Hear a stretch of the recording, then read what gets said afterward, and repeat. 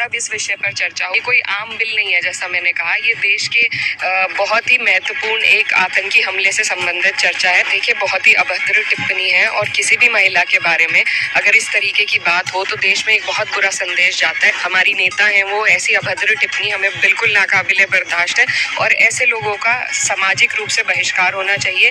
ये सिर्फ सस्ती लोकप्रियता बटोरने के तरीके हैं इनके। इस वक्त हमारे साथ इकरा हसन जी मौजूद है, कैराना से समाजवादी पार्टी की सांसद।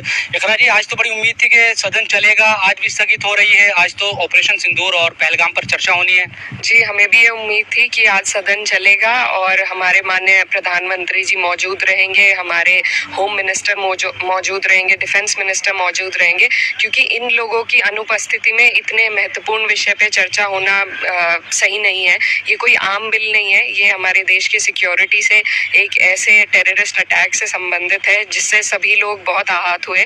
तो ऐसे में जो सबसे सर्वोच्च पद पर हमारे सरकार के जो जिम्मेदार लोग हैं उनका होना अनिवार्य है और यही विपक्ष की डिमांड है। लेकिन सरकार कह रही है कि विपक्ष नहीं चाहता चर्चा और वो कई और मुद्दे भी ला रहा है कि भाई पहले उस पर भी हम करेंगे। ये तमाम आरोप सरकार लगा रही है कि विपक्ष भाग रहा है चर्चा से। जी नहीं, पहले दिन से ही ये बात है कि हम नहीं चाहते कि चर्चा को हल्के में लिया जाए। हम चाहते हैं माननीय प्रधानमंत्री जी जब सदन में मौजूद हो तब इस विषय पर चर्चा हो, ताकि जवाबदेही सही तरीके से हो सके।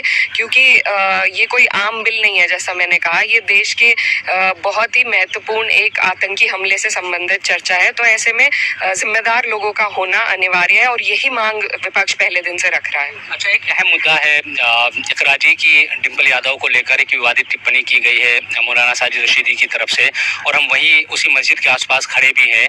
और इस टिप्पणी को, महिला को लेकर इस तरह से गैर जिम्मेदार टिप्पणी, आप कैसे इसको देखती हैं? देखिए, बहुत ही अभद्र टिप्पणी है और किसी भी महिला के बारे में अगर इस तरीके की बात हो तो देश में एक बहुत बुरा संदेश जाता है। ऐसे लोग जो चाहे किसी भी धर्म के आड़ में, इस्लाम के आड़ में या किसी और धर्म के आड़ में, किसी को अधिकार नहीं है कि किसी भी महिला पर, जो एक जनप्रतिनिधि हो, जो एक नेता हो, हमारी नेता हैं वो, ऐसी अभद्र टिप्पणी हमें बिल्कुल नाकाबिले बर्दाश्त है और ऐसे लोगों का सामाजिक रूप से बहिष्कार होना चाहिए। ये सिर्फ सस्ती लोकप्रियता बटोरने के तरीके हैं इनके। इनको धर्म के बारे में कुछ नहीं पता, क्योंकि अगर पता होता तो ये इस तरह की ओछी टिप्पणी ना करते। अब फिर बयान जारी करके कह रहे कि मैं अड़िग हूँ, मैंने कौन सा आतंकवादी हमला कर दिया, मेरे खिलाफ एफआईआर क्यों हो रही है और संसद में क्यों प्रदर्शन हो रहा है। वो अड़िग है, माफी मांगने के बजाय वो तो कह रहे कि हम तो अड़िग है और मैं कायम हूँ इस बयान पर।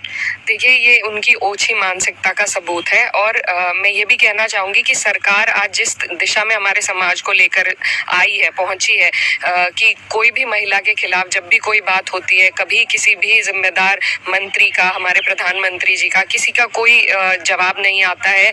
और जिस तरीके से बिल्किस बानो के, उनको भाजपा के लोगों ने मालाएं पहनाकर रेपिस्ट को उनका स्वागत किया गया, और चाहे मणिपुर की घटना हो, बहुत से ऐसे लगातार देश प्रदेश में रोजाना महिलाओं के खिलाफ जो हिंसा होती है, जिस तरह की टिप्पणियां रोज के रोज आ रही हैं, तो ऐसे में प्रधानमंत्री देश के लीडर हैं, वो अगर देश को सही दिशा दिखाएंगे, टोकेंगे, जैसे वो कई मन की बातें करते हैं, अगर इस भी विषय पे वो आगे आकर बात रखेंगे महिलाओं की सुरक्षा के लिए, उनके सम्मान के लिए, तो मुझे लगता है ऐसी चीजें दब जाती। लेकिन हम अपने देश को ऐसी दिशा में बढ़ाते जा रहे हैं, भाजपा ऐसी दिशा में बढ़ाती जा रही है जहाँ ऐसे लोग ओछी लोकप्रियता, सस्ती लोकप्रियता पाने के लिए ऐसे रोजाना बयान देते हैं। आखिरी सवाल, एनडीए तो महिलाएं मैं देख रहा हूँ कि प्रदर्शन कर रही है डिंपल जी के समर्थन में कि भाई मौलाना को गिरफ्तार करो, ये तमाम बातें कही जा रही है जो आपकी मुखालिफ भी है। जी, ये एक अच्छी बात है। मैं कहना चाहती हूँ कि महिलाओं का एक दूसरे, महिलाओं के विषय में आगे बढ़ना, पक्ष हो विपक्ष हो, एक अच्छी शुरुआत है।